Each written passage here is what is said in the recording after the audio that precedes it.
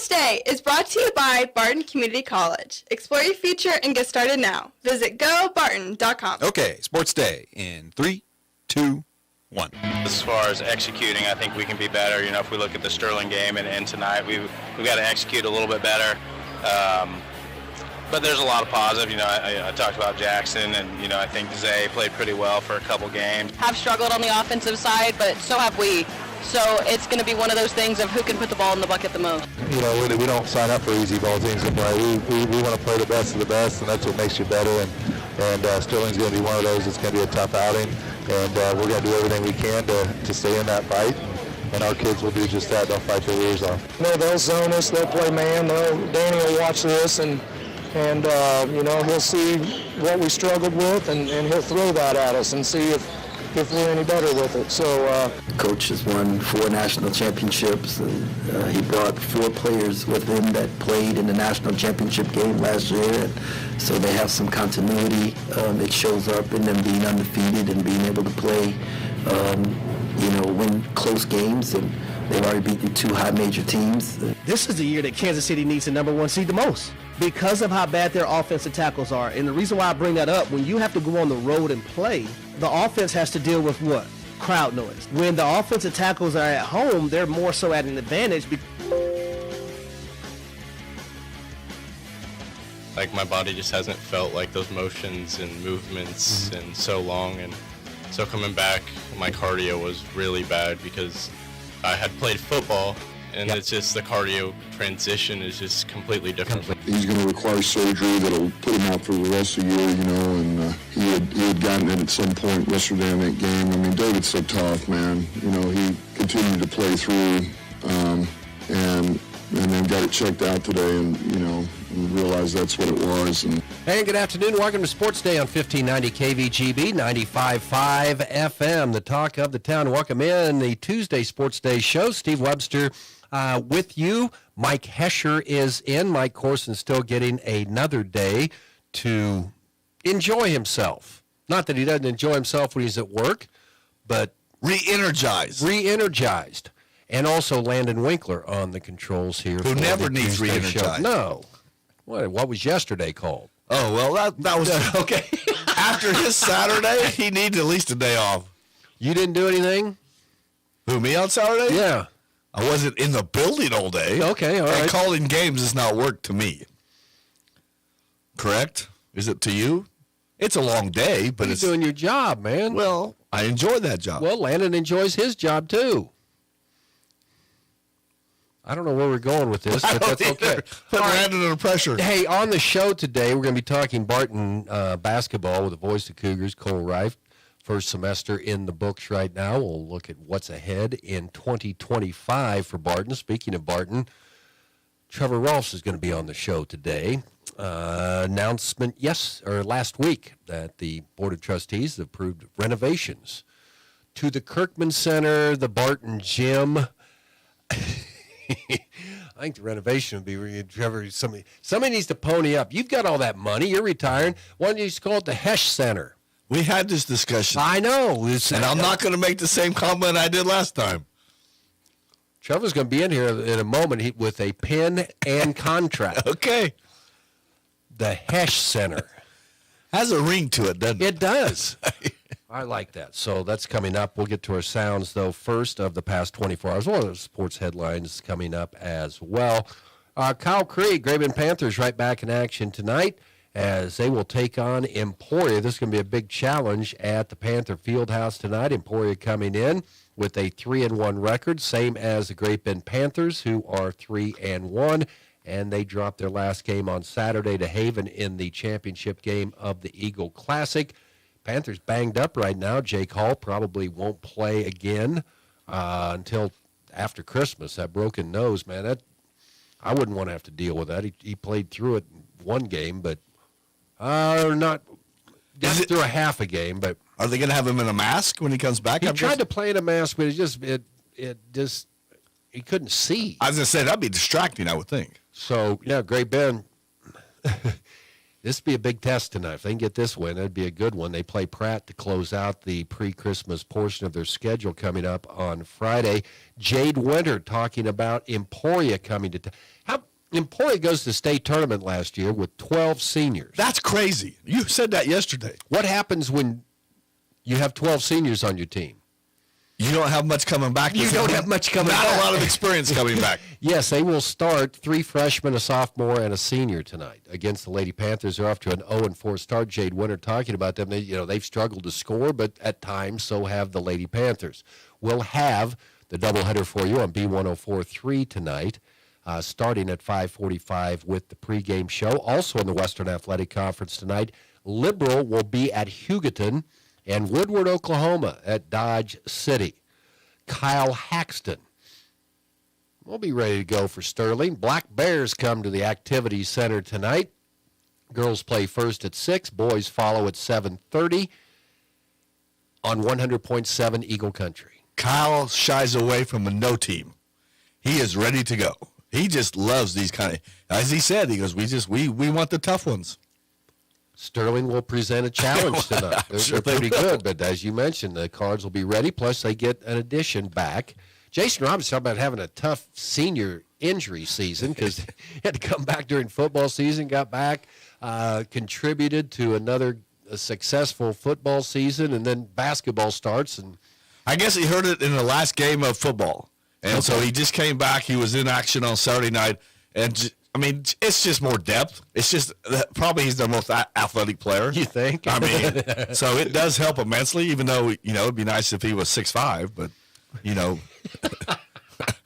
beggars can't be choosers, right? I think he's done quite well. Well, he does. I'm not arguing that, but yeah. He's probably the smallest of the Robinsons. I think shortest, yes. Yeah, the shortest, yes. Okay. All right, Jared Smith, head coach of the Larned girls. They finished runner-up in the Katy Classic last week. Good matchup tonight. Larned Middle School, as they will welcome in Danny Smith's Fighting Lady Tigers of St. John. Couple post players that'll be a great matchup. Jaden Crosby from Hoisington and Lydia Reed from St. John. You got that down. Okay, so that brain fog. You can hear I told you that. Hits 106.9 tonight for the doubleheader with Buddy and Gary tonight. Other games in the Central Kansas League tonight. Russell is at Pratt. Nickerson at Haven tonight. Hillsboro at Halstead, and Heston plays at Smoky Valley. All right, your Central Prairie League schedule tonight. Ellenwood at El Saline. Central Plains at Chase. Dighton at La Crosse. Skyline at Kinsley. Maxville at Central Christian. Ness City at Hodgman County. Osborne at Victoria. And Stafford goes to Center High School on Highway 77 up in the Lost Springs area. Thank you. I was having trouble with that one. Okay, Pawnee Heights at Western Plains tonight in high school action. College basketball tonight. K-State at the T-Mobile Center. They'll be taking on the Drake Bulldogs. The Bulldogs, Hesh. What did I say? The Bearcats. Well, that's Northwestern. Well, did I mess up again? Well, no, I was just saying it. Okay, because I confused you with their head coach Ben McCollum was the head coach at Northwest. Ah, I see what I did. Yes. Okay. And he's got the Drake Bulldogs undefeated going into that game tonight. They have some wins over Florida Atlantic, Vanderbilt, Miami, and Valparaiso. They tip at 7 o'clock tonight. That'll be interesting. Because obviously Northwest Missouri, he had a decent run. He had a dynasty going there. There's no question. But the whole athletic program has been good. Their football team has slipped a little bit. Right now the basketball team has not been as good as it has been in years past, but it's still early. Harry Douglas, ESPN, says because of the Chiefs' lack of offensive tackles, they need the home field more than ever due to crowd noise, things like that, and the fact you've got a quarterback that's injured right now, too, a high ankle sprain for Patrick Mahomes, although reports coming out today, it's mild. How can you have a mild high ankle sprain? I don't know. So that's going to be a decision for Saturday. Do you play him if it's mild? No. I don't. But they need to win 2. So it's a tough road for the Chiefs. It's not going to be easy. If they want to win the Super Bowl, they've got all playoff teams, right? The rest of the way, yes. And the feisty Houston's Broncos. going to be in there. Pittsburgh's going to be in there. The feisty Broncos. The feisty Broncos. So we will have football on Saturday, Kansas City Chiefs. Correct? On B104.3 The Point. Yes. Yeah, so what time? It's a noon start, I believe. Oh, it is. Okay. I think so. Noon start. Okay. All right. I think it pregame's okay, 11. all right, that's fine. You can go to GreatBigPost.com because I was the person that put that up there, but that was last week, so you don't remember. No, I don't remember that. Some Chiefs news today. They have waived running back Clyde Edwards-Helaire. He was the 32nd overall pick in the 2020 draft. Ran for just 1,845 yards, 12 touchdowns, appeared in 48 games over 4 years. Well-liked, dealt with injuries and personal issues throughout his career and had not appeared in a game this season. So Clyde is gone. This move anticipated so they can activate Hollywood Brown from the PUP list or the IR list. The IR list. Yes. You are correct. Okay. What do we have here? Oh, Skylar McMullen. He came back after a 2-year retirement. Nathan Brogman. Hey, what do you haven't wrestled in 2 years? Come back.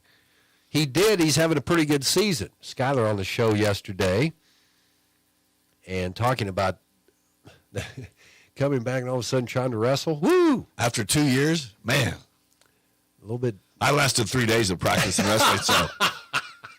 You walked out of the gym and never to return. Not to wrestling, no ma'am, sir. Yeah, he wrestling at 141 went 3-1, while the Cougars had 14 placers in their last meet before the Cougar Open on Sunday. Also, so wrestling was the topic yesterday. Kevin Schroeder also in and having a decent season. Once again, wrestling. Once again, impressed by the young people that come on to Sports Day. They were all impressive. Completely. Okay, Coach Campbell of the Detroit Lions, they've got some injuries issues right now as they've lost their running back right now. Let's see, 3 more defensive injuries against the Bills, and that includes running back David Montgomery. Looks like he's out for the season and undergoing some more tests, but it looks like he's going to be out for the year. So Detroit, if Kansas City was not going to play in the Super Bowl, the matchups I would like to see, and I don't know if Detroit can do it now, Minnesota winning last night, and they're now tied with the Lions here coming down the stretch. Doesn't mean that Detroit can't get to the Super Bowl. Wouldn't you like to see a Detroit Lions who have never been to the Super Bowl, if the Chiefs weren't in, taking on the Buffalo Bills who have been in but have never been able to win it? And since Buffalo just beat them, that would be a rematch. That would be a good game. Yes, I agree. I would look forward to that. That would be fun. Detroit has never been to the Super Bowl. No. Guess that's right. Cleveland hasn't either. Are they the only two? Old AFL teams, been around for a long time. The Lions? Well, okay, NFL. So my bad. Okay. That's the brain fog. Yes. How about cold fog? Can we give brain? Okay, never mind. Cold fog. I like it. Okay. There's your sounds the past 24 hours or so. What do we have here? Oh, new AP basketball poll is out. KU number 8 in the poll that came out. KU plays Brown. What were they last week? Were they 18th? Yeah, 10th. Oh, They dropped down to 10th after they dropped back-to-back games. Okay, your top 10, Tennessee, followed by Auburn, Iowa State. Number 3, the Cyclones 9-1. Then is Kentucky, Duke, Alabama, Florida, KU, Marquette, and Oregon. Houston from the Big 12. The shine off the pennies kind of come a little bit on the Big 12. They got 3 teams in the top 25. That's it. They had a whole bunch to start the year. What, they have like 4 or 5 in the top 10, but the SEC's kind of come out and taken over as the best. Well, maybe it's more than just a football league. Whatever you can pay. Money. Whatever your payroll can handle. Houston's 15. Cincinnati is number 19. Some others receiving votes from the Big 12. Baylor, West Virginia, and Oklahoma State. All right, Cole Rife coming up. Talk some Barton basketball. Then we're going to talk construction with Barton Athletic Director Trevor Rolfs. All coming up next here on Sports Day, brought to you in part by the Great Bend Rec Commission, dedicated to improving our community and the lives of its individuals, and Equity Bank, adding value for their customers and communities. Equity Bank in Great Bend, Hoisington, and Larned. Cine Doors' Christmas message may not be original, but we hope your Christmas shines like the eyes of a child in a toy store. I wanted to wish everyone a Merry Christmas. Papa! That's right, Hadley. I think you just did, Eddie. Oh yeah, and have a Happy New Year to boot. Mom, Dad, and everyone at Cine Doors prays your holidays are filled with love and happiness. We hope you have a Merry Christmas and a Happy New Year. Merry Christmas. Merry Christmas from everyone at C&E Doors. C&E Doors in Great Bend and Hayes. Step into the spotlight with Barton Community College's theater program. Whether you dream of performing on stage or creating magic behind the scenes, Barton offers hands-on training, expert guidance, and creative performance opportunities. With top-tier facilities and a supportive community, you'll develop the skills to shine. Turn your passion into a career and start your journey to the stage at Barton. Learn more at theater.bartoncccc.edu. When it comes to car maintenance, it's good to know a local guy that can get things done. The Eller family has been in the auto repair business in Great Bend forever. Greg Eller continues that long tradition of helping people. Eller Automotive Repair specializes in wheel alignments, oil changes, and general maintenance for all makes and models of cars and small trucks. Open 8 to 5 Monday through Thursday, 8 to 4 Fridays. Eller Automotive Repair at 915 Morton, right behind Great Bend Appliance, Furniture, and Sleep Source, 10th and Morton. Community bankers should actually know your community. Hi, I'm Sean Powelson, president of your local Equity Bank. As someone who lives here, I know many of you and I know what's important to you. I've been in the industry a long time and I've helped many navigate through financial challenges and lead them to financial opportunities. I believe that people bank with people, so I'd like to invite you to stop by one of our region's 5 locations and meet our friendly, helpful staff. Let us show you our commitment to serving you and our communities. Because at Equity Bank, we're right here beside you. Member FDIC. He's the voice of Hoisington High School football, the Barton County Cougars, and the king of the tweeter machine. It's Cole Rife on Sports Day on 1590 KVGB and 95.5 FM. Sports Day today brought to you in part by the Marmy Auto Group on 10th Street in Great Bend and Freedom Claims Management, innovative healthcare plans for your business. Let them take care of everything for you from start to finish and continued support. They have you covered. Cole Rife, voice of the Barton Cougars, in on the program today. We were talking about youth sports a little bit earlier. So as far as a spectator standpoint of youth sports, and I'm talking about really youth sports. We're not talking high school, huh? No, I mean, this is down because, watching flag football now, T-ball. I feel that indoor soccer is the best spectator sport and the best sport for the kids. I enjoy it. It's easier to grasp, I think, at that age. I mean, there's always some exceptions to, there's some kids that are like, man, they're really good at basketball. Or, you see like a 5-year-old or 6-year-old that's like really, really good at football or what it might be. But as far as the rules, I mean, the toughest thing is obviously not using your hands for the kids, because, like, my kid always just wants to, trap the ball and then, like, redirect it. Like, if the ball kind of gets out of control or goes in the wrong direction, he chases it down, grabs it, then points it in the right direction. So that's the only one that, like, you're always catching yourself. But, yeah, C-ball, go kick the ball, right direction, you're good to go.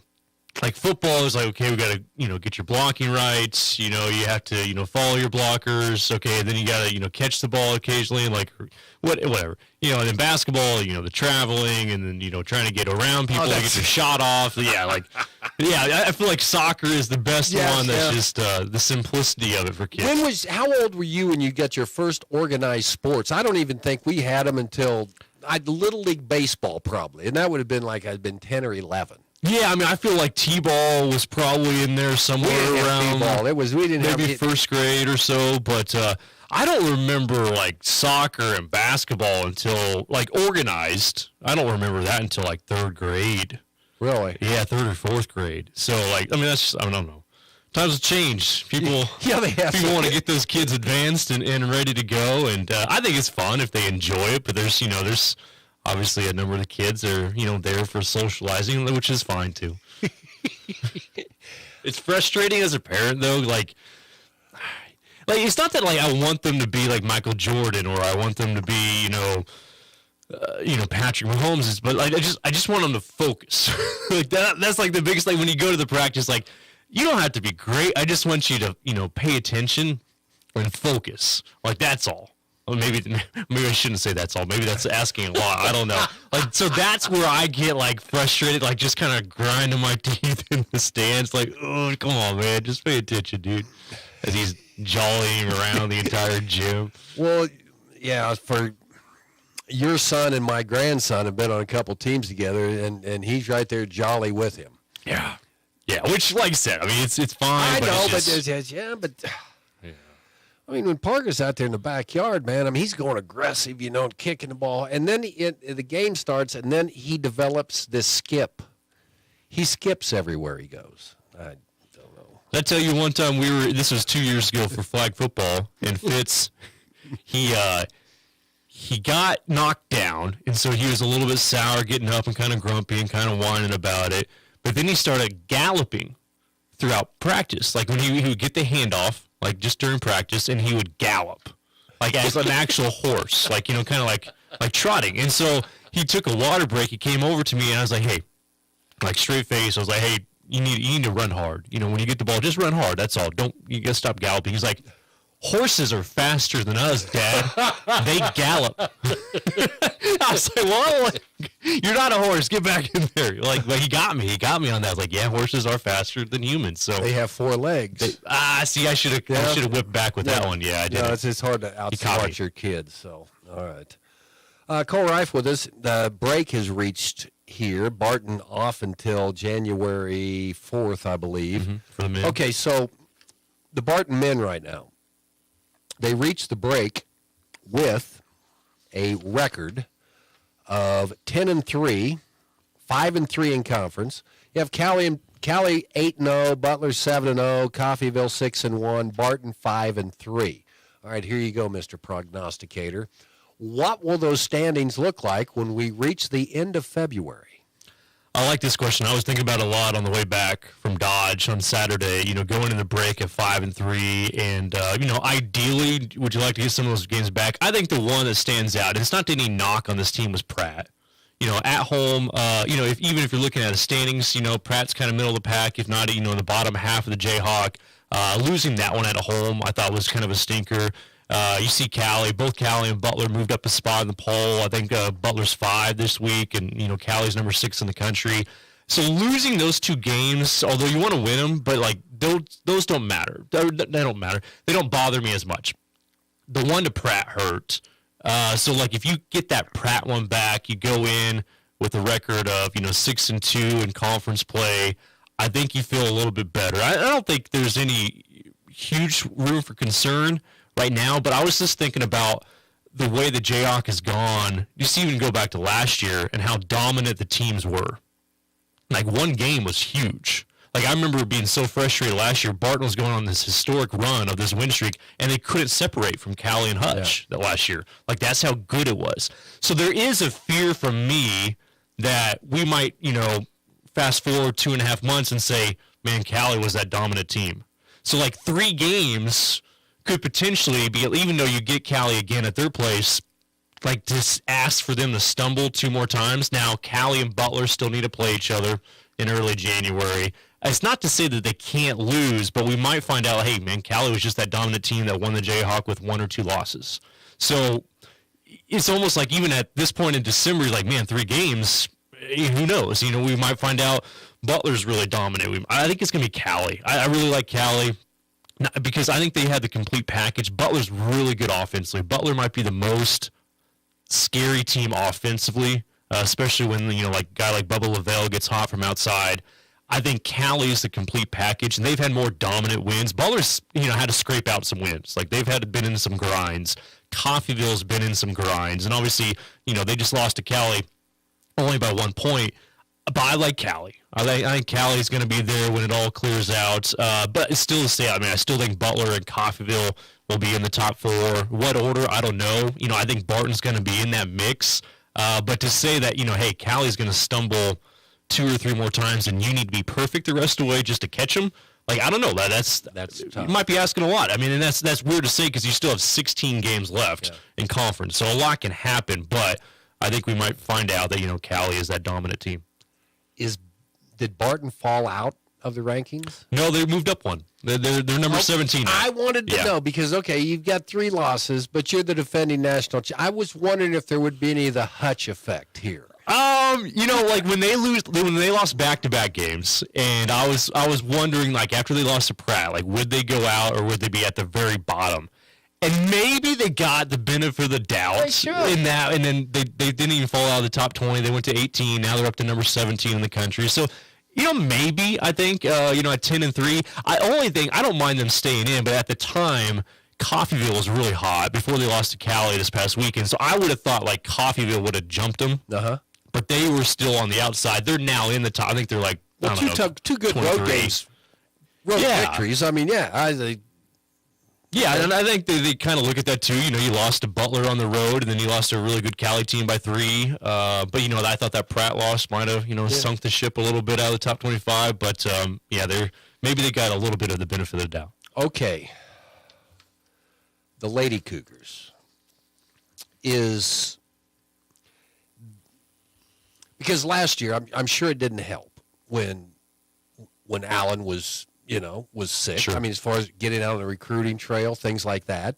So, if they come back this year and not having a great season, it's weird to see them down at 5-9 over a 1-7. Is this a Humpty Dumpty situation right now for the Lady Cougars for this season? I mean, I think it's a frustrating year for sure for Allen at this point. I think he still has faith that things can get better by January and, maybe February. But I think the rest of the Jayhawk, or some of those mediocre teams in the past, they've kind of caught up. Before, Barton could have kind of a stinker of a game and still get the wins against that middle of the pack team in the Jayhawk. You're seeing that that's not the case. Now, Dodge, that might be one of the best teams I've seen in a while. Like, I think Dodge is the team to beat this year. Them and Hutch. I think them and Hutch will play in they play the last game of the first go-around in the Jayhawks. So it'll be like mid-January that they'll play. But I think I give the edge to Hutch with defense, but I think overall, offensively, I think Dodge is better than Hutch. And I think Dodge is going to be the team. So I think, Hutch will have that win streak until they hit Dodge. Now, not to say that Hutch can't win it, but so I think that was still one of the best teams I've seen Saturday. Like that, I mean, the size that they have, like the 6'2", 6'3", they have 3 6-footers in the lineup, but all of them can kind of move a little bit with the ball. Really new fast transfer point guard into that rotation. Man, I mean, and Landon Steele, like, hats off to him. Like, he has done a phenomenal job. Like, that guy can coach. Like, he won at Otero for his 2 years that he was there, and now in his 4th year, like, their home record, I think, is now, like, 32-1 at home over the last 3+ years. So, like, they're really, really good. But from Barton's standpoint, it's just a shell-shocked team. Like, you can just tell there's not that huge. It's not that they're playing hard, they're trying, but they just don't have that confidence in them. That like, hey, we're going to handle this pressure, we're going to get around this. And then once they do, the half-court offense isn't overly smooth at this point either. So there's things to clean up, and there's been some bright spots. It's been fun to see some of these girls emerge, but right now it's just kind of hey, you were a stud, last year at high school. Like, this is a different beast, and I don't think any of them, I shouldn't say any of them, but a lot of them just haven't adjusted to that yet. Speed of the game, you always hear it said, like, that's caught up. Like, that's caught up right now, and it's just like, it just seems like it's overwhelming for the team right now. All right, well, enjoy the holidays, and Trevor Rolf's going to be in there to talk about his new broadcast facilities building you out there. I told him as long as there's still a seat up there, like a comfortable seat, or if they want to upgrade seating, that's fine too. Like, yeah, as long as I got a perch, that's fine. Yeah, exactly. We're going to put a new counter in, but only your head can look over the top. Like a small window, yeah. Exactly. You got to. All right, Cole, thank you very much. Cole Reif, voice of the Barton Cougars here on Sports Day. Trevor Olfsen, some changes coming out on the Hill. Some exciting news about renovations coming up. Central and Western Kansas residents, are you looking for a new vehicle? Marmy Auto Group can make it happen. Marmy Auto Group includes Ford, Chrysler, Dodge, Jeep and Ram, Chevrolet, and GMC. Marmy Auto Group, your Central and Western Kansas dealer, has new and pre-owned vehicles, or we can special order your vehicle today. If your existing vehicle needs serviced, Marmy's award-winning service department can help. Come to Marmy Auto Group on 10th or marmys.net. Marmys, make it happen. Dr. Nels here, Animal Medical Center, and today we want to give a shout out to all the supporting cast at these basketball games. We have some great young men and young women on the court, but we also have some great young men and women playing their instruments, cheering, dancing, all those things. Let's clap for them. When they perform and get done, let's show them a round of applause, show them some love as well, because they deserve it. Dr. Nels here, Animal Medical Center, large or small, we take care of them all. Hey everyone, this is Cole Reif, voice of the Barton Cougars. Attending sporting events for Barton Community College is great, but did you know you can support the athletic teams even further by getting involved with the Cougar Booster Club? The Boosters help with fundraising for equipment and facility upgrades to give Barton athletes every opportunity to keep succeeding at the regional and national levels. Join the Cougar Booster Club as an individual or business. Call 620-792-9377. Become a booster today. Go Cougars. It's all here at Great Bend Rec. Sports, leisure, fitness and wellness, even senior and adaptive needs. It's all here at Great Bend Rec. Pick up a program guide or stop by the rec office at 1214 Stone in Great Bend. Or check out the website, greatbendrec.com. Live, play, explore at the rec. It's all here at Great Bend Rec. Live, play, explore at the rec. If you're needing a healthcare plan for your business, let the experienced and dedicated staff at Freedom Claims Management Incorporated customize a health insurance plan that fits your business's need. Regardless if you're a large corporation or a small business on Main Street, Freedom Claims Management Incorporated can help you provide your employees with great health coverage at an affordable cost. Visit freedomclaimsinc.com where you can schedule a free, no-obligation health assessment today. Freedom Claims Management Incorporated in Great Bend. From the Mayo Money Management Studios, 1590 KVGB, Great Bend, and 95.5 FM K238CK, Hoisington. It's Sports Day on 1590 KVGB and 95.5 FM. Presented by Barton Community College and the Cougar Athletic Department. Also brought to you in part today by the Barton Cougar Booster Club, continuing their efforts to make the Barton Athletic Department the best in the country. And the Animal Medical Center, large or small, they take care of them all. Trevor Rolfs, Barton Athletic Director, joining us here. And I know you've been talking about this ever since we went to COVID. And then it gets put on hold. It was really hard to go out and fundraise, for things when you couldn't, leave your house or weren't supposed to. But we're on the way. Renovations coming.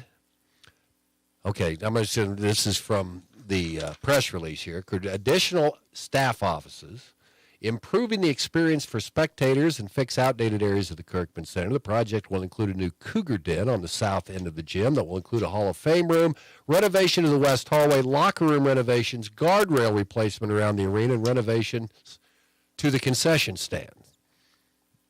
Nice start. Congratulations. Thank you. Yeah, it's a very nice start and a long time coming. It's been a long journey. You worked pretty hard on this. I mean, this is from donations that are... Yeah, it's all privately funded. I think that needs to be made very... I wanted to make sure we slid that in. Very clear to all of our listeners and our readers that there's been a lot of very generous, kind-hearted people who have a lot of investment, confidence, and support over a long period of time for a lot of them for Barton Community College, and specifically what the athletic department has meant to the college for 50-plus years. Most all of those areas that you mentioned are grossly outdated. Again, we've always felt like the infrastructure was good, and but when it relates to the recruiting game and student athlete experiences, fan experiences, and all those things. There's a lot of different ADA compliance things that go into this as well. It's not just, we're just going to go spend a bunch of unnecessary money on things that we don't need or that are extra. This is important in the scope of so many areas and at so many levels for athletic programming at the college level. And again, was very thoroughly thought out clear back in 2018 and 19 when, I put together a very long ended and long listed, feasibility study and facility study of all of our athletic facilities and the components of them, the good, the bad, and everything in between. And so, as you mentioned, it's a very nice plan was put together in cooperation with Mammoth Sports, and in 2019 we kind of had all that together, and the price tag was X then, and then between now and then the price tag has become Y, as we all know what everything has done. And so the amount of money that had to be raised, and again the generosity of people was a little bit more challenging for sure. And as you mentioned, we had COVID, and then it was just kind of one hurdle after another. Steve, I use analogies a lot, and the one that I use the most is kind of a track and field analogy. We were doing a lot of stretching for a long time preparing for the race, and then we kind of got into the starting blocks, and, the starting gun malfunctioned, and then somebody else fought, and so it's just been delay after delay after delay, and I got the green light in April of 2022 from the Board of Trustees to move forward with fundraising with the scope of this project and the intentions of this project in mind. And, our economy hasn't been the best, so that was kind of another hurdle. We're running a hurdle race now, so we finally kind of got out of the blocks in 2022, and we've gotten over a lot of hurdles between now and then in terms of putting all the funding together. But again, I take zero credit for that. It's the people that are, again, passionate about Barton Community College and the wonderful things that the college has done for so many young people over all of these years through athletics and their experiences here, believing in that mission, and the things that we're doing with those three pillars that we talk about all the time, helping students succeed athletically, academically, and socially. And that belief in that has got us over a lot of hurdles, and now, fortunately for us, we can see that finish line, and we're a ways from that, obviously, with completion of this, but it's nice to get over some more hurdles and keep getting down that straightaway. Okay, so I think people understand the Hall of Fame room, and they're on the south end of the gymnasium. What's that going to do? I just wanted, because can we talk about that for a minute? Well, I wanted to go where here. We'll go to yours first, and then we'll come back to that, because that's really the biggest scope of this whole project. But when you is talk that about Hall of Fame. outdated areas of the Kirkman Center, what is that going to include? Some of the training stuff, or what? So locker rooms, you kind of rattled them all off. You know, the locker rooms are outdated, haven't been really touched in. I can tell you that the locker room that men's basketball has now is the same locker room that I used in 1991. Except there's no showers in there now. Yeah, well, turn that into a film room because we didn't have a place for a film room. So it's kind of morphed into that because of space challenges for those kinds of things, which are important in running a basketball program. You're teaching with film and all of those kinds of things. You're scouting with film, and so and the days when you and I played sports and everybody showered in the same shower facility. I mean, it's just different now. And their dorms are right there and all of those kinds of things where they go back and shower. So it's different, and it's changed, and there's been lipstick, put on and painting and lighting and whatever over the years, but the actual guts of that facility, have been the same for 30 some years. And so that's okay. Again, we've managed and we're working through it, but it's something that needs attention. The concession area, have you ever been inside that concession area? Well, it's a little bit crowded in that hallway, It's so what's that going to look like? Well, we just kind of develop that, and then people like Cecilia Nicolette who put a lot of love and passion into the college and the apparel and all of those things that are important through the bookstore. And again, things change, things develop. The bookstore has changed a lot for the better, and she's doing a wonderful job with that and having an area where she can sell apparel at the games and stuff, because we don't need that whole concession stand for just concessions, but updating the equipment in the concession stand, getting rid of the wood paneling doors that have been there since 1969 for the entry of that. What other gym do you go to at a collegiate level and see wood paneling doors for the door of the concession stand, the garage door of the concession stand? Those are just small examples of many. Updating, upgrading, changing spaces. It's all existing space stuff that we can modify to make better for our space challenges, whether it's offices or, again, concessions or restroom facilities. We talked about ADA. The bleachers was a great example. Before we put, the foundation stepped forward along with some donors to replace the bleacher seating up top. I mean, we went for how many years where that first step to get up into those bleachers was literally like 18 inches. No steps, no guardrails. The wood, I've seen better looking wood on 50-year-old barns, and it looks nice now too. Yeah, and it looks wonderful, and it's compliant, and it's comfortable, and that is a perfect example of all of these other areas that we need to address to make the student-athlete experience and the fan experience a better one. But I want to go back to, again, the core of this, and that is the Cougar Den space, which in 1989, that was a pretty cool space to have and to start up there where the Cougar Den currently is. But I ask this question all the time to people. Do you know, where do we celebrate the history and heritage, which is long and deep, of Barton Community College athletics? Where do we celebrate that? And a lot of people either can't answer, or they'll say, well, it's up in the Cougar Den. And I say, how accessible is the Cougar Den for people, anybody visiting our campus, whether that's summer league games in June and July, or whether that's a state basketball tournament? You can't see it. When do you ever see that or able to take that in? You don't. So will the Cougars Den be on the south end then? Yeah, it'll be. Is that where the Hall of Fame? The Hall of Fame and the Cougar Den will be the same room. Okay. But we calling it Hall of Fame / Cougar Den. I don't know exactly what the name's going to be of it in its finalities. And the donors may have, something to say about that if we name it after one of the donors and things like that. That's all in process. But we need that Hall of Fame room / Cougar Den and have a place to celebrate that history and heritage for people to see and enjoy. I mean, people don't know where it is. You can't get to it. You got to go through the pool and up the stairs and through 2 sets of doors. How accessible is that? To the press area. For folks. Yeah, it's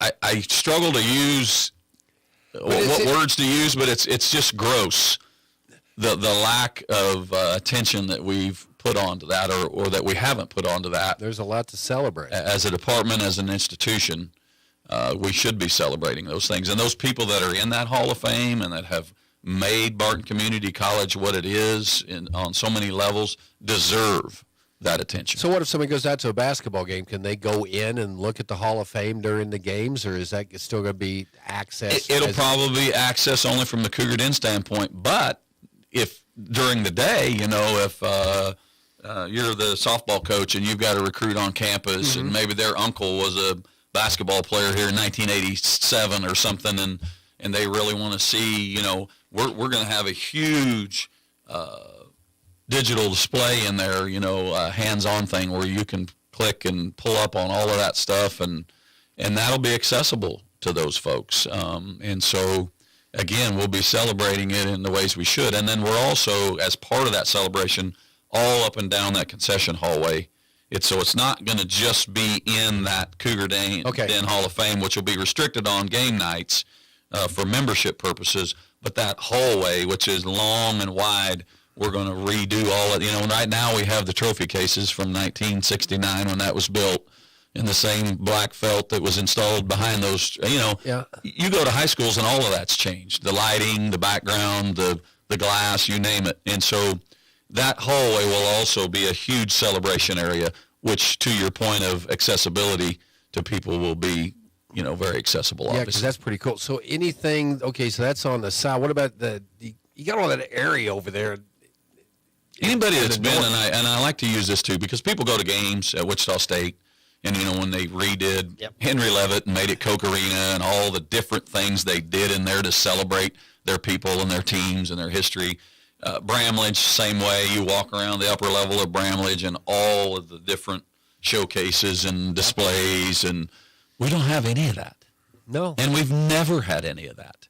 And it's sad. And we're going to change that. And there are a lot of people who believe in that, in that we should have that, and those people deserve that. And so it's just, it feels good to know we're finally going to get there. Okay, so that's the Cougar Den, the Hall of Fame, locker room renovations, guardrail replacement. I mean, it's just going to be updating. Yeah, updating, and then again, kind of managing the space that we have, and how can we maybe use it better in terms of, you talked about showers in the locker rooms and film rooms, and we're already short on offices, so when we put that Cougar Den Hall of Fame room up on that south end, it's going to eliminate those corner offices, which are basically closets, storage closets that we have coaches in, which, again, we manage. It is what it is. But so we'll kind of have to try to transform that into, where we're going to put those coaches. And you keep adding programs, and you keep adding student athletes, which adds in FTE enrollment. You got to have a place for those people who are managing those programs to go and operate. So, talk about your office. I mean, as far as office space for your coaches, that's down there in the bunker underneath.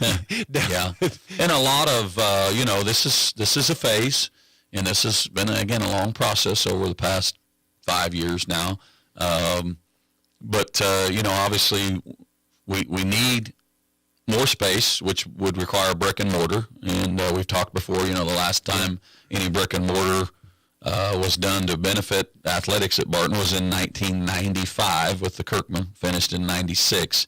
At that time, we had 13 programs and 236 student athletes. Now we have 450 and 23 programs. And we're managing all of that in the same exact space that we had when we had 200. So roughly we're almost double the number of student athletes and the people that we're serving and that are going to school full time out here at the college. And so at some point you can only cram enough so many sardines in that little can. And again, we're managing. We're doing the best we can with what we have. We've had, as you know, donors in the past who have stepped up to help us with other facilities, such as the weight room, the Kip and Kelly Spray Strength Training Center. That was big, for us to modernize that facility and get newer equipment and get more updated equipment so our kids could train and be better athletes. A lot of people have stepped up in this community to help with those things. But I've always said this. If you're not getting better, you're getting worse. So this would be considered phase one?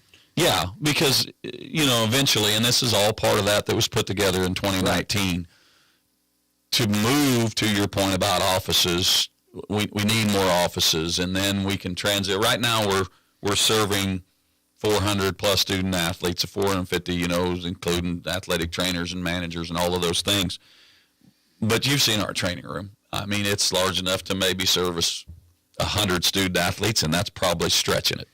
And then we're trying to service 400 in there. So we can transition that to the old weight room, but the old weight room would be new in the new addition part, which hopefully is coming someday. We want to add women's wrestling.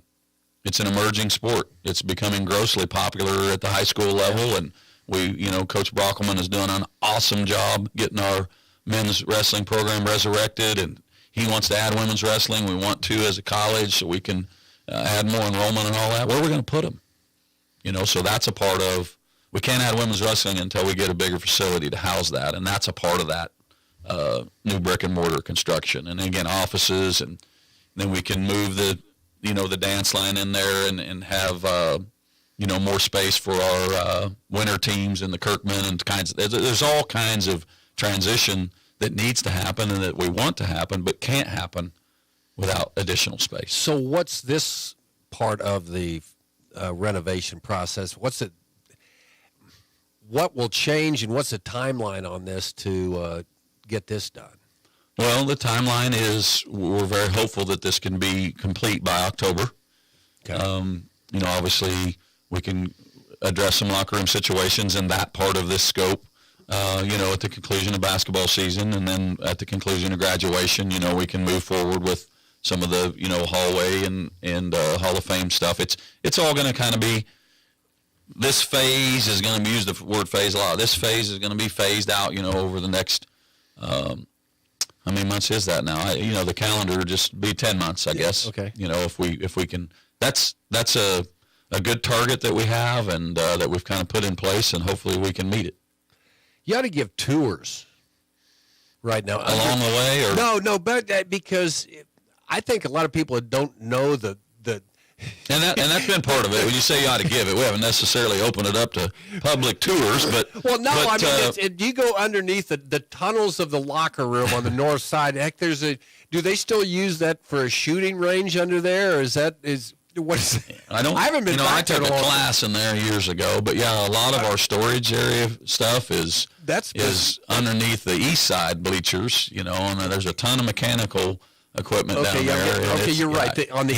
You're talking about kind of the west side. West side, yeah. Transitioned over there under the pool with the rifle range and all of that. I don't know what. We don't use that in athletics, so I don't know what's in there or what's over there. But no, but we've toured the board and administration. Clear back in like 2019 or 20. When we first started kind of putting this together, and the why and the how and the what. So I'm just saying that it was always fast. I mean, that was go back into those locker rooms, then you come back and then you get this tunnel, and then you go back there, and then you can come up the stairway that goes into the pool, but then you can go back under there, and then you find the little tunnel. So is there a tunnel from the Kirkman Center that connects on campus somewhere? Yes, there is. I've never been in that before. And to be brutally honest, I have not either. I hear about it. I know where it is, but I've never been in it. Really? No, I have not. Well, they didn't tell you that if you need to escape someday, an angry mob right outside the offices, you can just slip out the back way, and then come out over, by the over on the east side of campus over somewhere, by the library. Yeah, it's there. I don't know a lot about it, but it's there. So a lot of things going on right now. So how excited are you to just finally get this started? It's very exciting, and I say this a lot too. It starts with a board that believes in what you're doing and why you're doing it, and administration to support that. But more important than any of that, with this all being private dollars to do this initial phase, it's very heartwarming. I sit in a lot of living rooms and I talk to a lot of people, and we talk a lot about other things than just Barton athletics and sports, but just people and society and community, and that we're doing a lot of things to improve the lives of these young people in all of those areas. We're not just bringing them here to play a sport and win some games so coaches can advance, and we obviously want them to advance and open windows and doors for themselves beyond Barton, but we're doing so much more than that, Steve, and those people that are in the Hall of Fame and have meant so much to the college in those ways outside of scoring 25 points a game or whatever. If you've never attended a Hall of Fame ceremony, and I know you have, the stories that you hear, and I invite our coaches and I want them to bring their student athletes to hear those stories. There's tears shed every year from 35-year-old people to 75-year-old people, and what this college and this community has meant to them as a student athlete. And I've told you this before, that's why I'm back here in the capacity that I am, because my experience here was incredible. Trevor, appreciate it.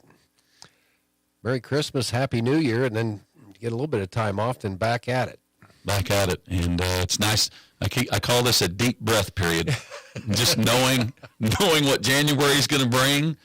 We're through the fall, and it's always long and hectic, but we're through that. Let's take a deep breath and get ready to gear up and do it again this spring. All right, keep up the good work. Thanks, Trevor. Trevor Rolfe's with us, Barton Athletic Director here on Sports Day. Cine Doors Christmas message may not be original, but we hope your Christmas shines like the eyes of a child in a toy store. I wanted to wish everyone a Merry Christmas. Papa, That's right, Hadley. I think you just did, Eddie. Oh, yeah, and have a happy new year to boot. Mom, Dad, and everyone at C&E Doors prays your holidays are filled with love and happiness. We hope you have a Merry Christmas and a Happy New Year. Merry Christmas. Merry Christmas from everyone at C&E Doors. C&E Doors in Great Bend and Hayes. Working the land is by nature a dirty job. What fuels me to get it done? The generations of farmers who've worked the soil before me. What fuels my equipment? Cenex Ruby Fieldmaster, a premium diesel fuel with an additive package that's 40% more effective at breaking down engine deposits. The cleanest fuel yet for the dirtiest of jobs. Cenex Ruby Fieldmaster, fueled by innovation, powered to perform. Contact American Plains Co-op Fuel Department in Great Bend, your certified Cenex distributor. Community bankers should actually know your community. Hi, I'm Sean Powson, president of your local equity bank. As someone who lives here, I know many of you and I know what's important to you. I've been in the industry a long time and I've helped many navigate through financial challenges and lead them to financial opportunities. I believe that people bank with people, so I'd like to invite you to stop by one of our region's 5 locations and meet our friendly, helpful staff. Let us show you our commitment to serving you and our communities. Because at Equity Bank, we're right here beside you. Member FDIC. Jumpstart your education with Barton Online. You can pick up a class or earn an associate degree for less than half the cost of a university. We are always enrolling. Start when it works for you. Choose from 5 sessions throughout the semester, including 16, 8, and 4-week options. Save big on the way toward your career or tackle your gen eds with our low-cost pathway. Visit online.bartoncccc.edu and enroll today. Sports Day is presented by Barton Community College and the Cougar Athletic Department. Sports Day on 1590 KVGB and 95.5 FM. Indeed, Sports Day today brought to you in part by Eller Automotive Repair, where they specialize in wheel alignments, oil changes, general maintenance for all makes and models of cars and small trucks. By C&E Doors, your full-service garage door company. Follow the orange sign south of 10th and Harrison in Great Bend. And the American Plains Co-op Bulk Fuel Department, featuring number 2 clear diesel, bulk fuel, E10 fuel delivery, and all your lubricants and fuel supplies. Some late news today. The Shrine Bowl of Kansas Board of Directors announced a new multi-year partnership with Emporia and Emporia State University. So this has been a game that's moved around quite a bit, but in 26, 27, and 28, the annual game that started in 1974, scheduled to be played on the 4th Saturday in June in 26 at Welch Stadium, and they will have a new 3-year agreement with that. So kind of a semi-permanent home for the Shrine Bowl moving forward.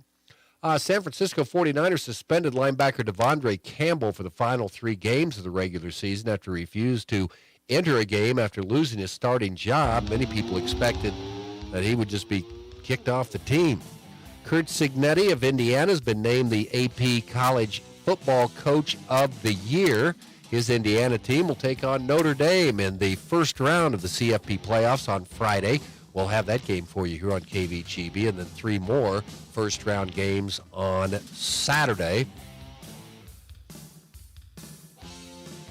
And Jonathan Taylor's goal line gaffe that turned a touchdown into a touchdown, or touchback, hit a nerve with NFL players and fans. Usually it's not a star running back who drops the ball before crossing the goal line, but a defender who isn't accustomed to scoring touchdowns. But that's what happened to Bengals safety Jordan Battle on Sunday. Taylor scored more than 100 touchdowns across college and the NFL over his last 8 years, but his blunder was also huge for fantasy football players in the first weekend of their playoffs because his TD would have been worth more than 10 points. Fantasy football.